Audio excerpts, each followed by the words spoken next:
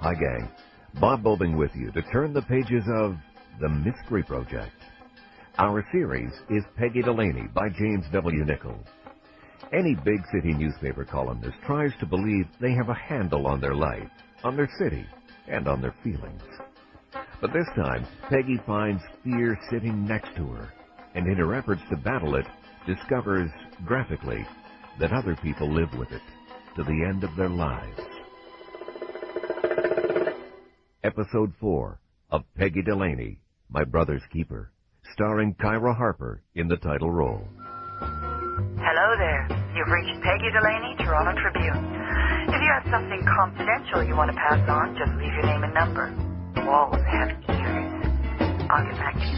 If you're calling to give me fulsome, unqualified praise for my columns, please feel free. If you're calling to scream at me, fascist, communist, cop-loving, cop-hating, pro-lesbian, anti-lesbian, crypto-Bay Street swamp pig, go for it. After all, this is a quasi-democracy. Hi, Peggy. I think you're great. I bet you don't know what I'm doing now. Morning, Miss Delaney. Hi, Nick. Just reading the competition. Did you buy it or steal it? Bought it. Oh, yeah? I always line up behind somebody else and grab the door before it springs shut. That way I can read the other paper and drive them into bankruptcy at the same time. I can see it's going to be a long day. Just checked my voicemail. My breather's back. No kidding. Morning, Peggy. Hi, Charlie. And what can I get you this morning? Oh, just orange juice. Okie dokie. And a glass of water to watch out my ears. Oh, you bet. A little sloppy. Was he? The breather? Not to mention demented. What is it with men? Meaning? Meaning, why would he want to do something like that? I don't get it. Women don't do things like that. So, how's Amber? You're not answering my question. That's because there isn't an answer. Men just do things. It's called the residual reptilian brainstem, I think. Great. So how's Amber? Terrific. How long has she been here now? And why haven't I met her? A couple of weeks. Long enough to celebrate her 15th birthday. And you will. Make you feel old? Nope. Makes me think of all the things I've missed, though. So, you can make it up. In 4 months. She's going back to Vancouver at Christmas. She has a gold stud in her nose. Really? Mm-hmm. No, it's no big deal, but it's one of those things I've missed, you know? Like her coming to me and saying, "What do you think, Mom? Do you think I should get a gold stud?" What makes you think she'd have asked you in the first place? I bet she didn't ask her stepmom. I bet she did. But you're right. She doesn't talk to me. Not really. I thought it was all right at the time. A civilized career arrangement. I was always around, birthdays, holidays, as much as I could be, but I think she thinks I abandoned her. And in a way, she's right. I did. I feel, whenever I look at it, I just want to hug her forever and bawl my eyes out. So between the two of us, it's kind of weird. Sounds like it's going to be a fun 4 months. Mr. Bauer, there's a call for you. Okay. I'll be right back. And a special Peggy Delaney orange juice for you. How many shots in there? 1 or 2? 2. Oh, good. Not look that bad, huh? Breakfast. Oh, we gotta stop doing this, Charlie. Anytime. Okay. See you later. Have to leave. Oh, what's up? Why? I don't have a column yet. Oh, it's just another one of those wacko husbands. Did his wife in. Great to be working the city beat, isn't it? I'll come with you.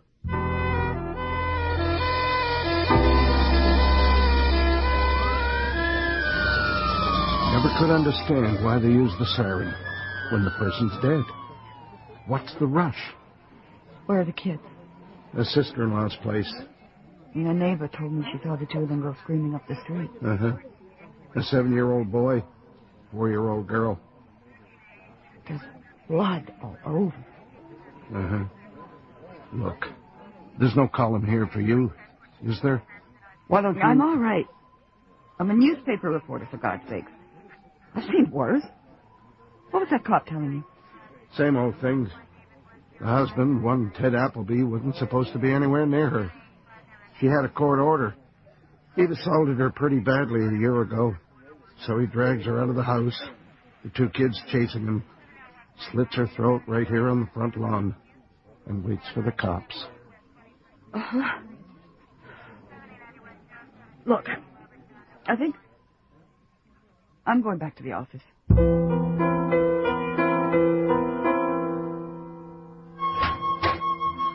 Amber? Amber, are you in here? Amber! Hi, Mom. Oh, hi. Look, how many times do I have to tell you? You have to lock the door when you're in the apartment. Sorry. When you leave, you lock the door. When you come back in, you lock the door. You lock it. Okay. What's wrong with you, anyway? You want a coffee? No. Anything? No. Oh, maybe I'll just have something cold. Maybe you should have a herbal tea or something. How come you're home, anyway? I thought you said that... I got worried about you going down to the beach alone. I was just down there. I couldn't find you. Going to the beach? Mom, it's 2 blocks. You live on the beach. I know. I saw something this morning, and I just wanted to make sure you were all right. That's all. Call me stupid. I've got breathers. I've got dead people there. What's that? What? That. My God, someone's in our bathroom. Oh, that. That's just... Oh, hi. Wedge. Wedge? This is my mother, Peggy Delaney. Very nice to meet you, ma'am. Where did he come from? Vancouver. Oh? When? About 5 days ago. Oh. So I suppose, obviously, you two are friends? Oh, yeah. I was gonna, talk to you. When? So, where have you been staying, Wedge? On the beach.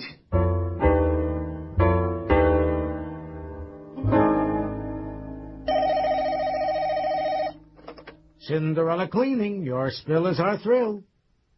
Oh, hello, Mrs. Zayovsky. Wednesday? I thought the party was... Oh, it's 3 days earlier now. How could you do this to me? No, I'm just kidding, Mrs. Zayovsky. No, I'll send Raymond and Larry over there first thing tomorrow. I love you, too. Bye-bye. Oh, look, it's Mother Goose. Shut up. Suddenly I have a premonition things aren't going too well. Things are fine. Good. Mr. X has shown up. Pardon? This stupid, hulking 16-year-old ex-boyfriend from Vancouver with 2 gold studs in his nose has followed Amber here. Uh-oh. He's been sleeping out on the beach. Apparently he can't live without her. Oh. I heard you. So, did you know about this, what's his name? Wedge. Wedge? I knew she had this boyfriend, but I haven't seen her for about half a year, you know. I mean, what's she going to tell me on the phone? What's she going to tell me anyway? Oh, come on. She just said she had a boyfriend, that they broke up. It didn't sound like any big deal, at least not to her.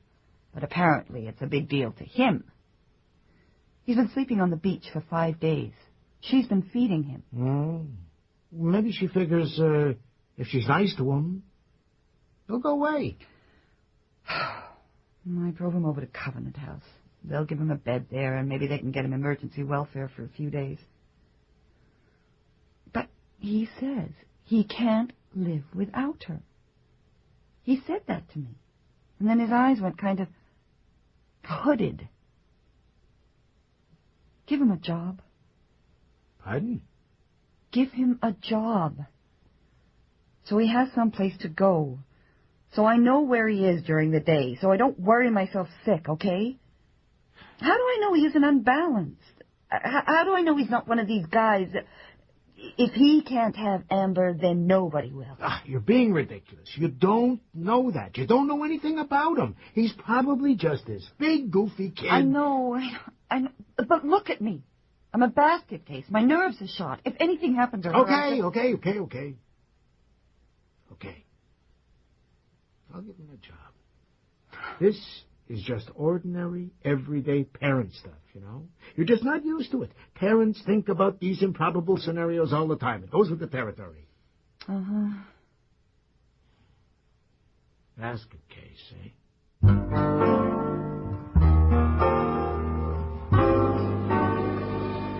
Hi, Nick. Peggy? Look, I'm sorry I cut out of there this morning. It wasn't very professional of me, but I thought I was going to lose my cookies. Well, that's okay. I want to follow that story up. Why? To prove I can. And, well, reptilian brainstem, it's just not good enough, is it? Good for you. So what's going on so far? Nothing much. The guy's in jail. They'll be taking him over to the Clark for psychiatric assessment later today. But you won't get near him. Nobody will. Probably for years. His brother, by the name of Lance Appleby, apparently he's a bartender at Isaac's over on Young. I haven't been in there for a while. Well, he showed up just after you left. At first he just stood there, like he was in shock. Then he collapsed, you know, fell right over. Then one of the boys from TV News tried to help him up and get him on camera at the same time. You know TV. Tell us how you feel. He went berserk. Tried to throttle the guy. The cops had to haul him off, threaten him with arrest. Then he jumped back into his car and tore off. No shape to be driving anywhere. Got his home address? Not yet. I've got the sister-in-law's address, where the two little kids are. Tell you the truth, I've been stalling. I hate these kind of things as much as you do. I don't want to go over there. I know. I'll go.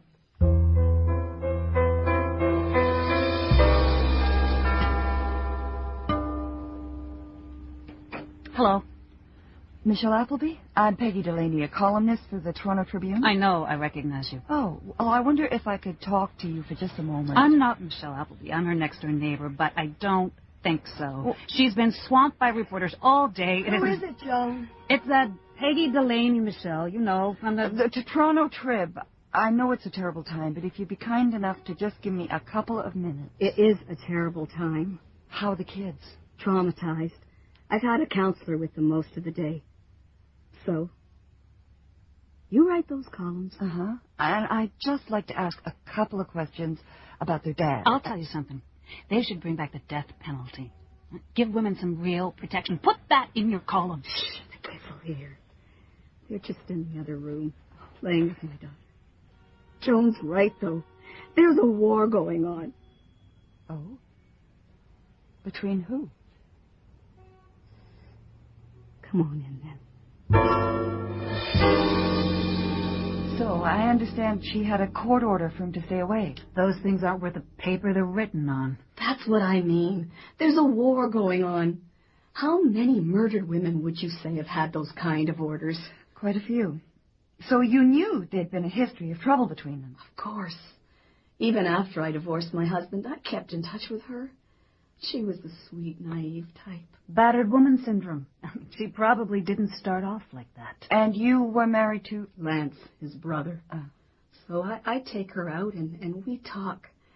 When she told me what was going on, it didn't surprise me. Not really. I tried to give her the best advice. Michelle! Michelle! Oh, God, no.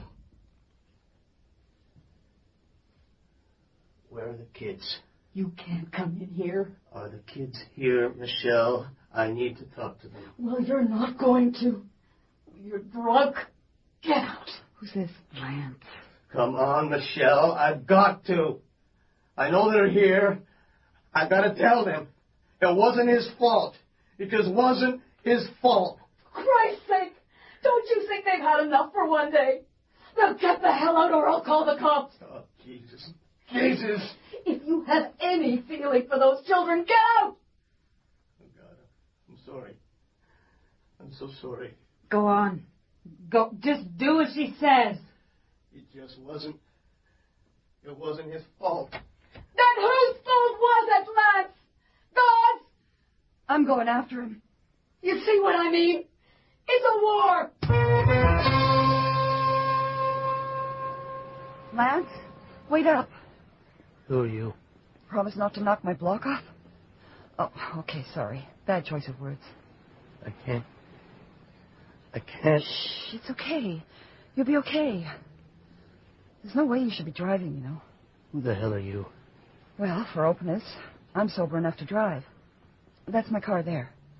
I'm Peggy Delaney. I'm a reporter. Just my luck, eh? Come on. Leave your car here. You're almost out on your feet. Let me drive you home. I want to talk to those kids. I know. That's my car there. The trick is to remember where you left your car the next morning. I'll remember. This is a problem of yours, is it? There's been a few times. I've decided it might be better to call a cab. That's only being smart. Uh-huh. Did you see your brother? Did they let you talk to him? A bit. Yeah. God. Yeah. Did he have anything to say? Anything to say? Not really. No, not really. They'd shot him up with drugs, you know. Sedated him. Uh-huh. Only nothing worked. He was still talking away. Nothing made sense. He was way up there. He was flying.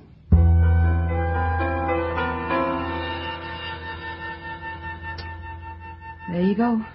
Your place. Thanks. Thanks for not throttling me. What? I heard you took exception to a TV interviewer earlier today. I lost it. No, you didn't. Anyone would have felt the same way. You didn't lose it. Lance, I'm trying to get a handle on this. Help me, please?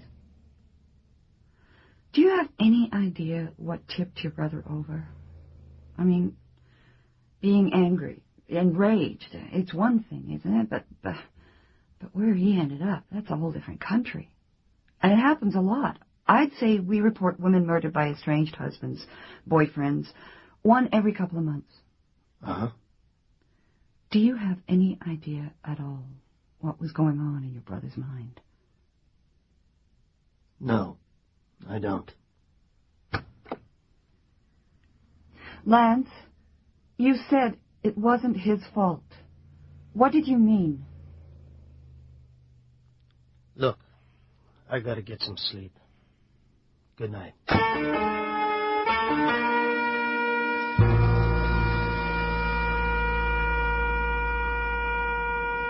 Make you feel better?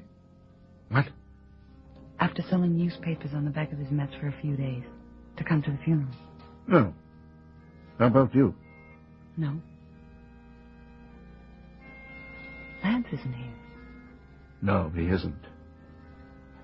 You'd think he'd be here. Yeah. I wonder why.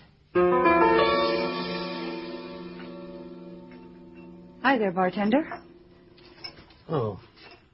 Hi. And chief bottle washer. Just doing up some glasses. It's slow in here. Yeah, right now. We get the after 5 crowd. Uh-huh. What can I get you? Gilby's, double, on ice straight up. A woman who knows what she wants. You weren't at the funeral. Nope. Wanted to be, but I just couldn't. Here you go. Thanks. How come? Because I didn't trust myself. You know, to not fall apart. That kind of thing. Right. I understand. No, you don't. I guess not. Thanks for the ride the other night. Okay. How you doing, anyway? Oh, I don't know. Okay. One day at a time, I guess. That's what they say, eh? Yeah. You did find your car the next day? Yeah. And how are the kids? Are they still at Michelle's? They're not good. Not so good. No, they're at their grandparents' now. Did you ever get to tell them what you wanted to the other night? That it wasn't their father's fault? No. And I won't. It was stupid. They're just kids. Would have confused them, screwed them up even more. I'm an adult. You can tell me. What is it, Lance? Why wasn't it his fault? You have to tell someone, don't you? Because it was mine. It was my fault. But you weren't there. No, I wasn't there. Oh, Jesus. I gotta get out of here for a few minutes. Can you just leave? Yeah. Eddie, back there, he'll cover. Can I come with you?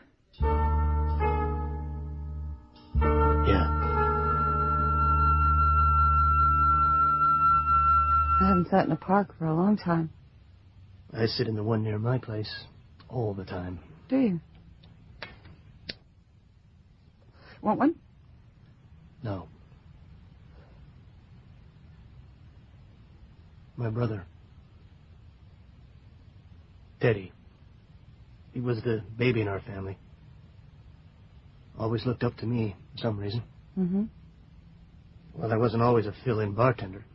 I owned my own club not that long ago. The Hornet's Nest. Up on Mount Pleasant? That's right.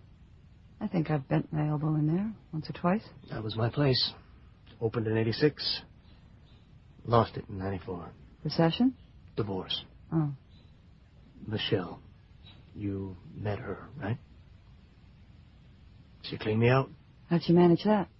Because I kept the club. 100%. Gave her everything else. The house, cottage, investment fund. Because the club was my livelihood, you see. I needed the club to survive. Then, it started. Over Jan. Our daughter. I thought we'd agreed on joint custody, and then Michelle filed papers. She said I'd molested my daughter. Oh, Jesus. I fought her. Lawyers, expert witnesses. Lost the club. Everything doing it. And, at the end of the day, it didn't matter, because the finding was inconclusive. That was the judgment. They could not determine conclusively whether I was or was not a sexual pervert.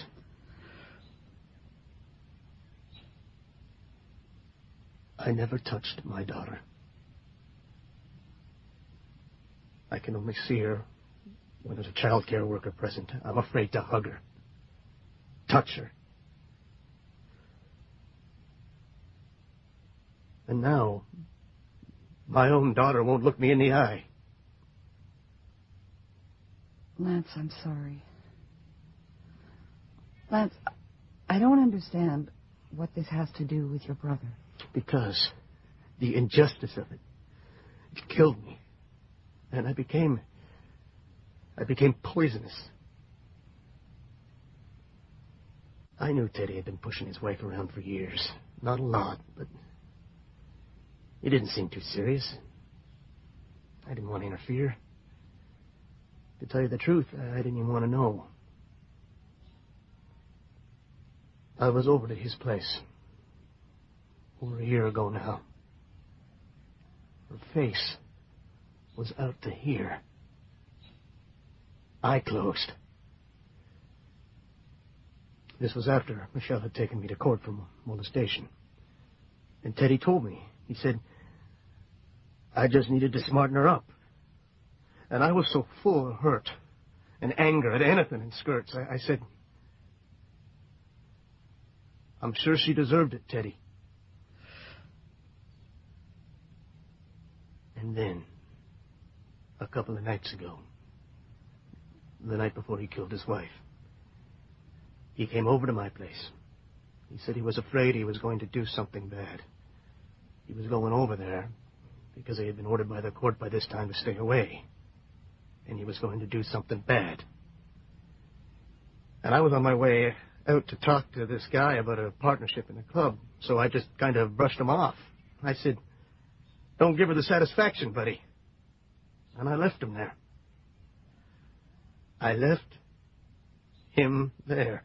So it was your fault, too. Oh, God. I could have kept him with me.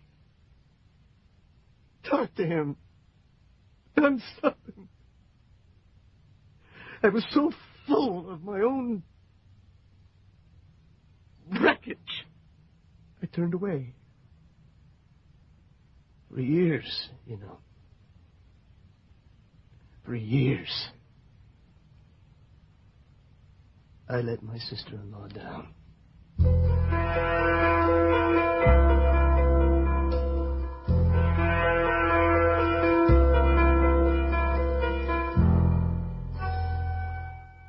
You've been listening to My Brother's Keeper, the latest episode of Peggy Delaney by James W. Nichol. Featured in the cast, you heard Kyra Harper as Peggy, Caterina Scarsone as Amber, J.W. Carroll as Nick, John Stalker as Bernie, William Colgate as Charlie, Daniel DeSanto as Wedge, Randy Hewson as Lance Appleby, Angela Guy as Michelle Appleby, and Fern Downey as Joan. The music was composed and conducted by Milan Kimlicka. The recording engineer was Greg DeClute, with sound effects by Drago Grandich. The associate producer was Leanne McDonald. Our coordinating producer is Barry Morgan. The program was produced and directed in Toronto by Bill Howell, the executive producer of the Mystery Project. I'm Bob Boving, thanking you for listening.